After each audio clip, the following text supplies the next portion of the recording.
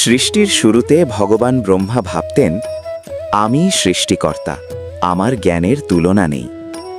একদিন দেবসভায় তিনি নিজের সৃষ্টির গুণগান করছিলেন।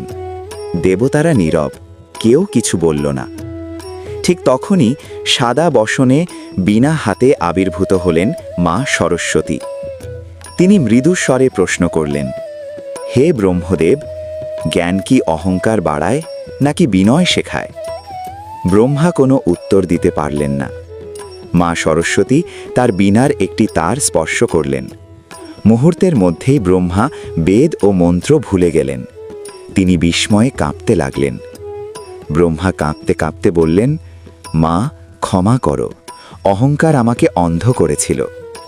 মা সরস্বতী শান্ত কণ্ঠে বললেন, যেখানে অহংকার সেখানে বিদ্যা থাকে না, যেখানে বিনয় সেখানেই আমি বাস করি।